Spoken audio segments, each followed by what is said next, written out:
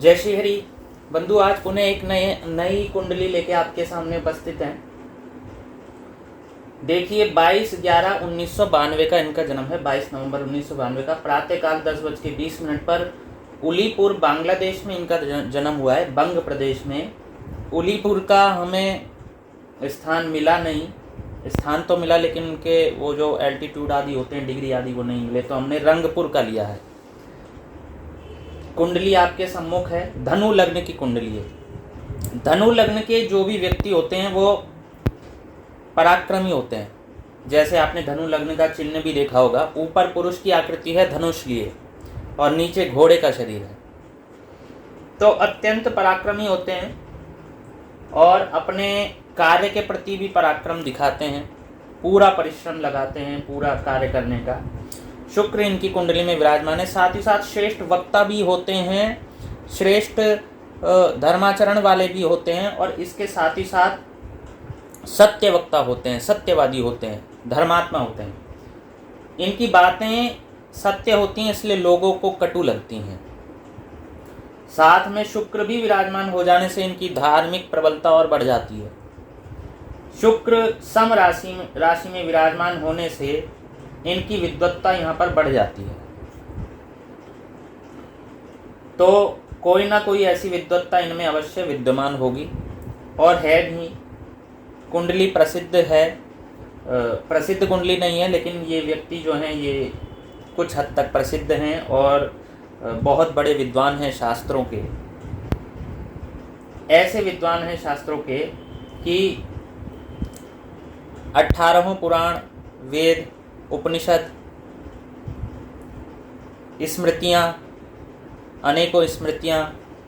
अनेकों शास्त्रों का, तंत्र आदि शास्त्रों का और अनेकों शास्त्रों का इन्होंने अध्ययन किया है और अध्ययनरत हैं। अध्ययनरत होने के साथ साथ उसका अभ्यास भी करते रहते हैं, शास्त्रार्थ करते हैं, प्रवचन करते हैं, ये सब इनके कार्य हैं। बांग्लादेश के ब्राह्मण हैं। तो लग्न भाव का स्वामी इनके नौकरी के भाव में चला गया जाके शत्रु की राशि में। पहले पराक्रमी हैं, पराक्रमी होने के साथ शुक्र भी आ गए। शुक्र भी पराक्रम और विद्वत्ता दोनों दिखाते हैं, किंतु लग्न का स्वामी चला गया नौकरी में, अर्थात नौकरी की प्रबल इच्छा है। नौकरी की प्रबल इच्छा है और नौकरी के लिए प्रयत्नशील भी हैं, लेकिन शत्रु राशि में चले गए।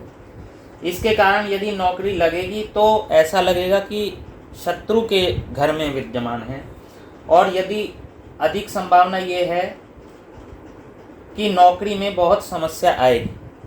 लेकिन क्योंकि पराक्रम इनके धनु लग्न में है तो पराक्रम सदैव नौकरी के लिए करते रहेंगे। साथ ही साथ नौकरी के का भी भाव ले लेते हैं। नौकरी के भाव का स्वामी जाकर के व्यय भाव में विद्यमान हो गया है और वो भी अस्त, साथ ही साथ वक्री भी। इस कारण नौकरी में बहुत इन्हें समस्या का सामना करना पड़ेगा कहीं ना कहीं। लेकिन इनको आजीविका कौन देगा?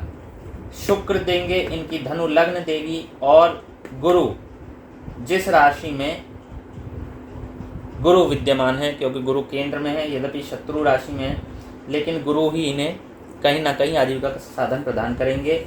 और इनकी आजीविका का साधन गुरु इस राशि में विद्यमान होने से कहीं ना कहीं गुरु से संबंधित होगा। कोई ना कोई धार्मिक कार्य, पुरोहिताई आदि का कार्य, कोई ना कोई धर्म प्रवक्ता, और ये हैं भी धर्म प्रवक्ता। यद्यपि इनकी आजीविका का कोई स्थायी साधन अभी नहीं बना है, लेकिन यदि बना तो इसी में जाने के लक्षण इनके दिख रहे हैं। साथ ही साथ लग्न में शुक्र विराजमान होने से इनकी लग्न भी शुक्र की है। देवताओं के गुरु और बृहस्पति, देवताओं के गुरु की इनकी लग्न है। इनके लग्न के स्वामी देवताओं के गुरु हैं और लग्न में बैठे हैं कौन? राक्षसों के गुरु।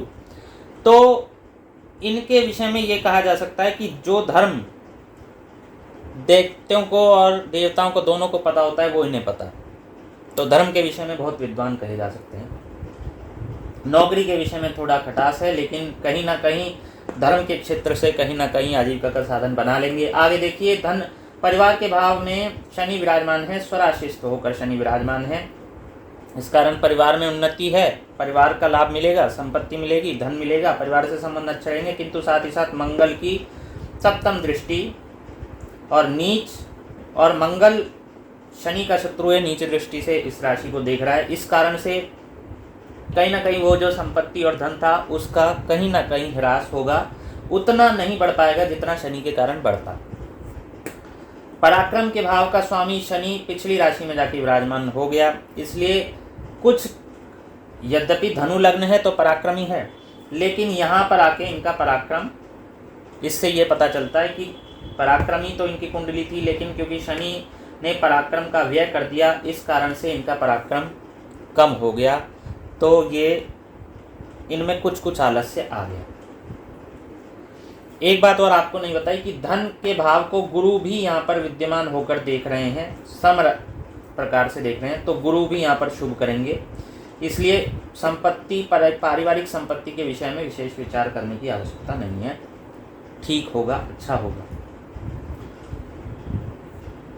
बुध का, यद्यपि हमने बताया था कि बुध शत्रु हैं, इसलिए नौकरी के लिए समस्या है, लेकिन तात्कालिक शत्रु नहीं है, तात्कालिक मित्र हैं, तो दोनों को यदि मिलाएं तो उतना बुरा नहीं होगा। यदि तात्कालिक शत्रु भी होते तो बहुत बुरा होने की संभावना थी। चतुर्थ सुख भाव, सुख भाव के स्वामी भी गुरु अपने सामने वाले भाव में जाके विराजमान हो गए और अपने भाव को देख के बढ़ोतरी कर रहे हैं, तो माता के सुख में वृद्धि। साथ ही साथ चंद्रमा भी जाकर के शुक्र की राशि में विराजमान हो गए हैं, और चंद्रमा और शुक्र सम होते हैं, और यहाँ पर मित्र हैं, तो मित्र की भांति मानिए, तात्कालिक मित्र होने से तो माता के विषय में बहुत सुख इन्हें प्राप्त होगा, और माता के भाव को देख भी रहे हैं गुरु, और सुख इन्हें अत्यंत ही प्राप्त होगा। यद्यपि कुछ घाटा सुख में हो सकता है क्योंकि शत्रु राशि पर विराजमान हो गए हैं गुरु जाके, लेकिन गुरु क्योंकि शुभ दृष्टि से देख रहे हैं, इसलिए अच्छा सुख इन्हें प्राप्त होगा, आराम का जीवन रहेगा। कहीं कहीं समस्या हो सकती है बुध के कारण, किंतु कुल मिला के शुभता से इनका सुख पूर्वक जीवन होगा, इनके सुख में शुभता रहेगी।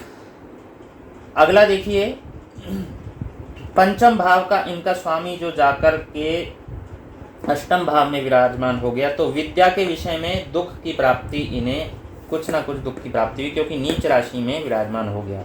जितनी विद्या इन्हें मिलनी चाहिए थी वो इस कारण नहीं मिल पाई। यदि ये सब, इन सब शुक्र और गुरु को देखते हुए यहाँ भी एक अच्छा कारक विद्यमान होता, मंगल किसी उच्च राशि में या और अन्य राशि में होता, तो इनको पढ़ाई के विषय में बहुत अधिक उन्नति की प्राप्ति होती, लेकिन यहाँ पर ऐसा नहीं हुआ। चंद्रमा की शुभ दृष्टि यहाँ पर विराजमान है, चंद्रमा और मंगल सम है, चंद्रमा की दृष्टि यहाँ पर विराजमान होने से कुछ शुभता प्राप्त हुई। इसी कारण से इनकी पढ़ाई जो है वो हुई, लेकिन उस स्तर पर नहीं पहुंच पाई।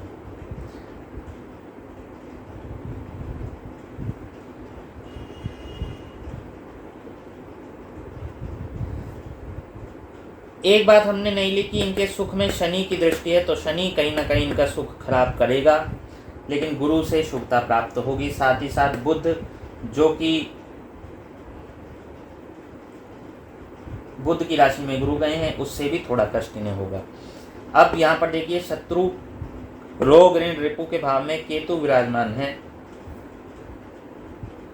उन पर सूर्य की, राहु की और बुध की दृष्टि है, तो इनके जो शत्रु होंगे, और शुक्र इनकी लग्न में विराजमान हो गया है, इनके शत्रु, इनसे कहीं ना कहीं इनके शत्रुओं का संबंध अवश्य रहेगा, क्योंकि इनके शत्रु का स्वामी ही जाके इनकी लग्न में विराजमान हो गया है। शत्रु से घिरे अनुभव करेंगे, लेकिन शत्रु इनका कुछ बिगाड़ नहीं पाएंगे। केतु विद्यमान है, राहु भी शत्रु को देखकर शत्रु का नाश करेंगे, सूर्य भी शत्रु का नाश करेंगे, और वक्री बुध भी शत्रु की ओर दृष्टि करे हुए हैं, वक्री बुध से भी शत्रु का नाश होगा। इसलिए शत्रुओं से तो ये सदैव घिरे रहेंगे, शत्रुओं से आना जाना लगा रहेगा, लेकिन शत्रु इनका कुछ बिगाड़ नहीं पाएंगे। तथापि सावधान तो सदैव रहना चाहिए ही। सप्तम भाव इनका स्वामी बुध, इनके ये बुध जाके मंगल अर्थात सम राशि में विराजमान हो गए हैं, और वहाँ पर बुध वक्री होने के साथ साथ सूर्य से अस्त भी हैं। विवाह और साथ का साथ व्यय भाव में विराजमान हो गए हैं। और अगर यहाँ से देखें, सप्तम भाव से छठे दुख स्थान में जाके बुध विराजमान हो गए। इनके विवाह के विषय में बहुत अधिक समस्या है। पहले तो संभव है कि विवाह बहुत देरी से, यद्यपि शुक्र की शुभ दृष्टि है सप्तम भाव पर, लेकिन तथापि विवाह में बहुत सारी बाधाएं हैं। यदि विवाह हो भी गया तो कुछ ना कुछ कलह अवश्य होगी, क्योंकि बुध अस्त हैं, सूर्य भी सूर्य से अस्त हैं, वक्री हैं, राहु के भी साथ विराजमान हैं। इसके लिए यदि ये चाहते हैं तो इन्हें ऐसा उपाय करना होगा, बुध को प्रबल करने के लिए इन्हें उपाय करना होगा। बुध को प्रबल करने के लिए बहन, बेटी, बुआ को दान करना होता है। साथ ही साथ बुध से संबंधित कोई पूजा पाठ भी करा सकते हैं। बुध से संबंधित पूजा पाठ, भगवान विष्णु से संबंधित कोई पूजा होती है, वो उससे बुध प्रसन्न होते हैं। अगला देखते हैं, जो हमने पहले बताया था, इनकी नौकरी में भी समस्या बुध के ही कारण हो रही है, तो बुध का उपाय इन्हें बहुत विशेषता के साथ करना चाहिए। तो बुध के उपाय हमने आपको बता दिए। अगला अष्टम भाव में कर्क राशि विद्यमान है, जिसके स्वामी चंद्रमा जाकर के दशम लाभ भाव में विराजमान हो गए। यहाँ पर मंगल है। कंपटीशन के विषय में मंगल होने से, नीच का मंगल होने से इनका कंपटीशन में बहुत अच्छा नहीं होगा। साथ ही साथ शनि की भी दृष्टि है, इसलिए कंपटीशन प्रतियोगिता के विषय में यदि कोई तैयारी कर रहे हैं एग्जाम के विषय में, तो उस विषय में मेरा ऐसा मानना है कि उस विषय में इन्हें कुछ नहीं सोचना चाहिए। कंपटीशन की तैयारी वैसे नहीं करनी चाहिए। तथापि यदि लगे हुए हैं तो पराक्रम भाव के कारण ये लगे हुए हैं, अपने मन को न मारिए, अपने मन की संतुष्टि आपको अवश्य करनी चाहिए। धर्म भाव का स्वामी सूर्य जाकर के व्यय भाव में विराजमान हो गया है, राहु के साथ है, किंतु मंगल के साथ होने से मित्र राशि में विराजमान है। तो धर्म भाव के विषय में यद्यपि ये विद्वान है, गुरु भी हैं, शुक्र भी हैं, और साथ साथ धर्म भाव का स्वामी भी सूर्य है। गुरु भी हो गए, शुक्र भी हो गए, धर्म भाव का स्वामी भी सूर्य हो गया और अपनी मित्र राशि में विराजमान है। इसी कारण से धर्म के क्षेत्र में बहुत प्रबल हैं, बहुत ही प्रबल। लेकिन कभी कभी कुछ त्रुटियां हो जाती हैं, कारण राहु के साथ, सूर्य के साथ राहु का विराजमान है। आगे देखते हैं। लेकिन ये सब समस्याएं उसी समय होंगी जिस समय इनकी दशा अंतर्दशाएं होती हैं, उसी समय ये सब समस्याएं अधिक रूप से होंगी। 10वें भाव का हमने पहले ही अध्ययन कर लिया नौकरी के विषय में। लाभ भाव का देखते हैं। लाभ भाव का भी संभवतः अध्ययन किया था, क्योंकि लाभ भाव का स्वामी शुक्र जो है सम की राशि गुरु में विराजमान हो गए, केंद्र में जाके भी विराजमान हो गए हैं, इसलिए लाभ इन्हें आता रहेगा, वो भी धर्म के क्षेत्र से आएगा, क्योंकि शुक्र जो है धर्म को प्रदर्शित करते हैं। चंद्रमा इस राशि में विराजमान है, चंद्रमा रानी के समान होते हैं, इसीलिए शुभ होगा।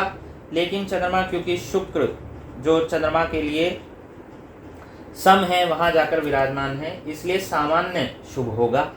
आगे देखिए, व्यय भाव का स्वामी मंगल जाकर के दुख भाव में विराजमान हो गया है। बहुत अधिक व्यय नहीं करेंगे, खर्चा बहुत अधिक नहीं करेंगे, किंतु साथ ही साथ सूर्य इनके व्यय भाव में, राहु इनके व्यय भाव में, इस कारण से इन्हें वैराग्य होगा।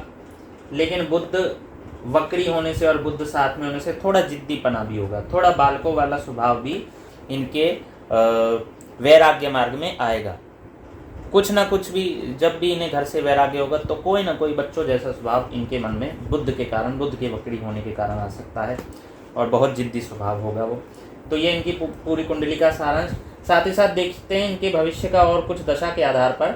2024 तक इनकी गुरु की दशा चल रही है, तो कर्म के क्षेत्र में इन्हें बहुत समस्याओं का सामना 2024 तक करना पड़ सकता है। तत्पश्चात शनि की महादशा में परिवार से इन्हें कुछ ना कुछ लाभ ऐसा प्राप्त होगा। हो सकता है कोई ऐसा व्यापार इनके लिए हो जाए, परिवार से ऐसी कोई संपत्ति मिल जाए जिससे इनकी आजीविका को लाभ होगा, आजीविका के लिए कुछ साधन जुटेगा, बनेगा।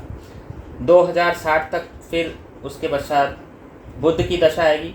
बुध की दशा में इन्हें बुध के उपाय के विषय में विशेष विचार करना चाहिए, और इनमें जो भी अंतर्दशा आ रही है बुध के विषय में, उसमें भी अपने पारिवारिक और आजीविका संबंधी क्षेत्र में विशेष ध्यान रखना होगा, क्योंकि इन्हें बुध का उपाय करना होगा वहाँ पर। 2067 तक पुनः फिर केतु की दशा आएगी। केतु की दशा में इनके शत्रुहंता योग इनका बन रहा है, शत्रुओं का नाश करने के लिए होंगे ये। 2087 तक इनकी शुक्र की दशा आएगी, उसमें एक इस समय भी इनकी विद्वत्ता प्रचलन में चल रही है गुरु के होने से, लेकिन गुरु शत्रु राशि में, पर जब शुक्र आएंगे तो और भी विद्वान ये बन जाएंगे। यदि 2067 से 87 के दौरान इनका जीवन रहा तो अत्यंत श्रेष्ठ विद्वान होंगे, वक्ता होंगे, कवि तुल्य होंगे। तो ये बात ध्यान में रखने योग्य है। तो ये था बंधुओं इनका कुंडली का अध्ययन। धन्यवाद। जय श्री हरि।